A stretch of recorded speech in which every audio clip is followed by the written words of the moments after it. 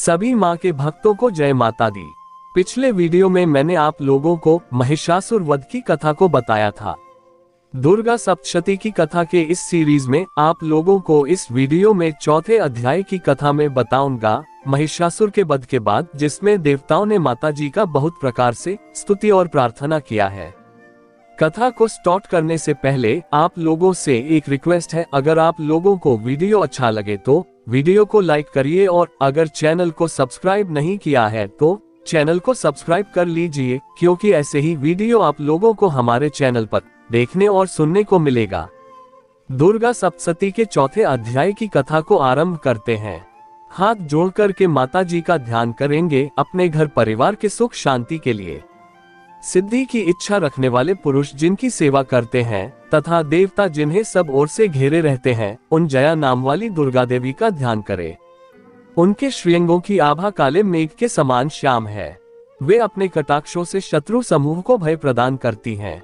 उनके मस्तक पर आबद्ध चंद्रमा की रेखा शोभा पाती है। वे अपने हाथों में शंख, चक्र, कृपाण और त्रिशूल धारण करती हैं।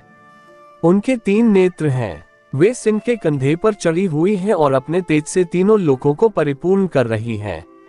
ऋषि कहते हैं, अत्यंत पराक्रमी दुरात्मा महिषासुर तथा उसकी दैत्य सेना के देवी के हाथ से मारे जाने पर इंद्र आदि देवता प्रणाम के लिए गर्दन तथा कंधे झुकाकर उन भगवती दुर्गा का उत्तम वचनों द्वारा स्तवन करने लगे। उस समय उनके सुंदर अंगों में अत्यंत हर्ष के कारण रोमांच हो आया था। देवता बोले, संपूर्ण देवताओं की शक्ति का समुदाय ही जिनका स्वरूप है तथा जिन देवी ने अपनी शक्ति से संपूर्ण जगत को व्याप्त कर रखा है, समस्त देवताओं और महर्षियों की पूजनीय उन जगदम्बा को हम भक्ति पूर्वक नमस्कार करते हैं। वे हम लोगों का कल्याण करें। जिनके अनुपम प्रभाव और बल का वर्णन करने में भगवान श्री हरि, ब्रह्मा जी तथा महादेव जी भी समर्थ नहीं है, वे भगवती चंडिका संपूर्ण जगत का पालन एवं अशुभ भय का नाश करने का विचार करें। जो पुण्यात्माओं के घरों में स्वयं ही लक्ष्मी रूप से, पापियों के यहाँ दरिद्रता रूप से, शुद्ध अंतःकरण वाले पुरुषों के हृदय में बुद्धि रूप से, सत्पुरुषों में श्रद्धा रूप से तथा कुलीन मनुष्य में लज्जा रूप से निवास करती हैं, आप भगवती दुर्गा को हम नमस्कार करते हैं। देवी, आप संपूर्ण विश्व का पालन कीजिए। देवी, आपके इस अचिंत्य रूप का, असुरों का नाश करने वाले भारी पराक्रम का तथा समस्त देवताओं और दैत्यों के समक्ष युद्ध में प्रकट किए हुए आपके अद्भुत चरित्रों का हम किस प्रकार वर्णन करें। आप संपूर्ण जगत की उत्पत्ति का कारण हैं। आप में सतोगुण, रजोगुण और तमोगुण ये तीनों गुण मौजूद हैं, तो भी दोषों के साथ आपका संसर्ग नहीं जान पड़ता। भगवान विष्णु और महेरिति आदि देवता भी आपका पार नहीं पाते। आप ही सबका आश्रय हैं। ये समस्त जगत आपका अंशभूत है, क्योंकि आप सबकी आदिभूत अव्याकृता पराप्रकृति हैं। देवी, संपूर्ण यज्ञों में जिसके उच्चारण से सब देवता तृप्ति प्राप्त करते हैं, वह स्वाहा आप ही हैं। इसके अतिरिक्त आप पितरों की भी तृप्ति का कारण है, अतएव सब लोग आपको स्वधा भी कहते हैं। देवी, जो मोक्ष की प्राप्ति का साधन है, अचिंत्य महाव्रत स्वरूपा है, समस्त दोषों से रहित जितेंद्रिय तत्व को ही सार वस्तु मानने वाले तथा मोक्ष की अभिलाषा रखने वाले मुनिजन जिसका अभ्यास करते हैं, वो भगवती परा विद्या आप ही हैं। आप शब्द स्वरूपा हैं। अत्यंत निर्मल ऋग्वेद, यजुर्वेद तथा उद्गीता के मनोहर पदों के पाठ से युक्त सामवेद का भी आधार आप ही हैं। आप देवी, त्रयी तीनों वेद और भगवती 6 ऐश्वर्यों से युक्त हैं। इस विश्व की उत्पत्ति एवं पालन के लिए आप ही खेती एवं आजीविका के रूप में प्रकट हुई हैं। आप संपूर्ण जगत की घोर पीड़ा का नाश करने वाली हैं। देवी, जिससे समस्त शास्त्रों के सार का ज्ञान होता है, वह मेधा शक्ति आप ही हैं। दुर्गम भवसागर से पार उतारने वाली नौकारूप दुर्गा देवी भी आप ही हैं। आपकी कहीं भी आसक्ति नहीं है। कैटब के शत्रु भगवान विष्णु के वक्षस्थल में एकमात्र निवास करने वाली भगवती लक्ष्मी तथा भगवान चंद्रशेखर द्वारा सम्मानित गौरी देवी भी आप ही हैं। आपका मुख मंद मुस्कान से सुशोभित, निर्मल पूर्ण चंद्रमा के बिंब का अनुकरण करने वाला और उत्तम सुवर्ण की मनोहर कांति से कमनीय है, तो भी उसे देखकर महिषासुर को क्रोध हुआ और सहसा उसने उस पर प्रहार कर दिया। ये बड़े आश्चर्य की बात है देवी। वही मुख जब क्रोध से युक्त होने पर उदयकाल के चंद्रमा की भांति लाल और तनी हुई भौहों के कारण विकराल हो उठा, तब उसे देखकर भी महिषासुर के प्राण तुरंत नहीं निकले। उससे भी बढ़कर आश्चर्य की बात है, क्योंकि क्रोध में भरे हुए यमराज को देखकर कौन जीवित रह सकता है। देवी, आप प्रसन्न हो। परमात्मा स्वरूपा आपके प्रसन्न होने पर जगत का अभ्युदय होता है और क्रोध में भर जाने पर आप तत्काल ही कितने कुलों का सर्वनाश कर डालती हैं। ये बात अभी अनुभव में आई है, क्योंकि महिषासुर की यह विशाल सेना क्षण भर में आपके कोप से नष्ट हो गई है। सदा अभ्युदय प्रदान करने वाली आप जिन पर प्रसन्न रहती हैं, वे ही देश में सम्मानित हैं। उन्हीं को धन और यश की प्राप्ति होती है। उन्हीं का धर्म कभी शिथिल नहीं होता है तथा वे ही अपने हृष्ट पुष्ट स्त्री, पुत्र और भृत्यों के साथ धन्य माने जाते हैं। देवी, आपकी ही पुरुष प्रतिदिन अत्यंत श्रद्धा पूर्वक सदा आराधना और उपासना करता है और उसके प्रभाव से स्वर्गलोक में जाता है। इसलिए आप तीनों लोकों में निश्चय ही मनोवांछित फल देने वाली हैं।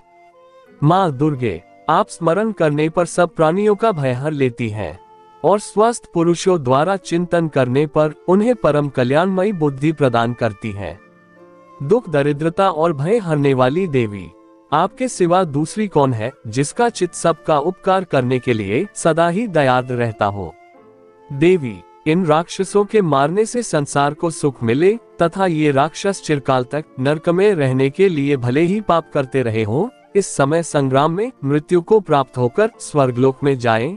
निश्चय ही यही सोचकर आप शत्रुओं का वध करती हैं। आप शत्रुओं पर शस्त्रों का प्रहार क्यों करती हैं? समस्त असुरों को दृष्टिपात मात्र से ही भस्म क्यों नहीं कर देती?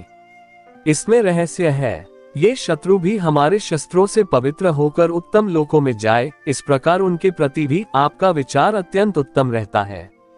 खड्ग के तेज पुंज की भयंकर दीप्ति से तथा आपके त्रिशूल के अग्रभाग की घनीभूत प्रभा से चौंधियाकर जो असुरों की आंखें फूट नहीं गईं, उसमें कारण यही था कि वे मनोहर रश्मियों से युक्त चंद्रमा के समान आनंद प्रदान करने वाले आपके इस सुंदर मुख का दर्शन करते थे। देवी, आपका शील दुराचारियों के बुरे बर्ताव को दूर करने वाला है। साथ ही यह रूप ऐसा है जो कभी चिंतन में भी नहीं आ सकता और जिसकी कभी दूसरों से तुलना भी नहीं हो सकती, तथा आपका बल और पराक्रम तो उन दैत्यों का भी नाश करने वाला है जो कभी देवताओं के पराक्रम को भी नष्ट कर चुके थे। इस प्रकार आपने शत्रुओं पर भी अपनी दया ही प्रकट की है। वरदायिनी देवी, आपके इस पराक्रम की किसके साथ तुलना हो सकती है तथा शत्रुओं को भय देने वाला एवं अत्यंत मनोहर ऐसा रूप भी आपके सिवा और कहाँ है? हृदय में कृपा और युद्ध में निष्ठुरता, ये दोनों बातें तीनों लोकों के भीतर केवल आप में ही देखी गई हैं। आपने शत्रुओं का नाश करके इस समस्त त्रिलोकी की रक्षा की है। उन शत्रुओं को भी युद्ध भूमि में मारकर स्वर्गलोक में पहुंचाया है तथा उन्मत्त दैत्यों से प्राप्त होने वाले हम लोगों के भय को भी दूर कर दिया है। आपको हमारा नमस्कार देवी। आप शूल से हमारी रक्षा करें। अंबिके, आप खड्ग से भी हमारी रक्षा करें तथा घंटा की ध्वनि और धनुष की टंकार से भी हम लोगों की रक्षा करें। चंडिके, पूर्व, पश्चिम और दक्षिण दिशा में आप हमारी रक्षा करें तथा ईश्वरी अपने त्रिशूल को घुमाकर आप उत्तर दिशा में भी हमारी रक्षा करें। तीनों लोकों में आपके जो परम सुंदर एवं अत्यंत भयंकर रूप विचरते रहते हैं, उनके द्वारा भी आप हमारी तथा इस भूलोक की रक्षा करें। अंबिके, आपके कर पल्लवों में शोभा पाने वाले खड्ग, शूल और गदा आदि जो जो अस्त्र हो, उन सब के द्वारा आप सब ओर से हम लोगों की रक्षा करें।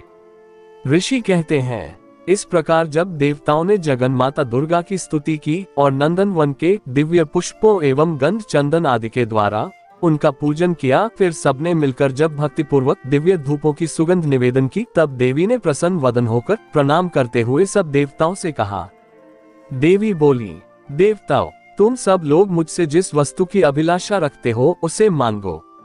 देवता बोले, भगवती ने हमारी सब इच्छा पूर्ण कर दी, अब कुछ भी बाकी नहीं है, क्योंकि हमारा ये शत्रु महिषासुर मारा गया।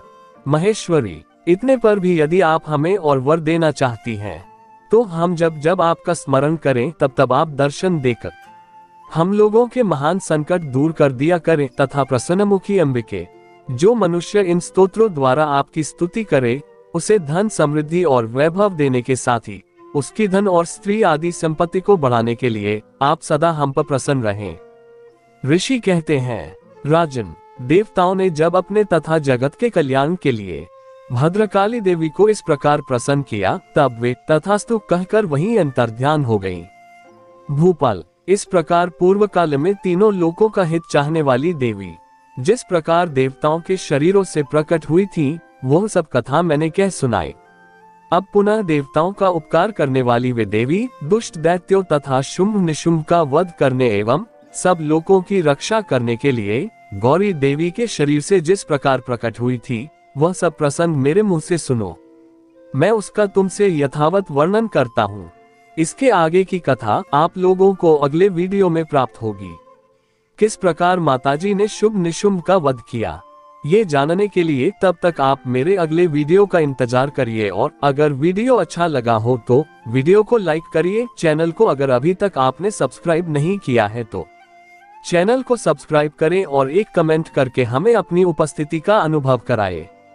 इसी के साथ मैं इस वीडियो को समाप्त करता हूँ। मिलेंगे अगले वीडियो में, तब तक के लिए माताजी आपका कल्याण और आपके परिवार का कल्याण करे। जय माता दी।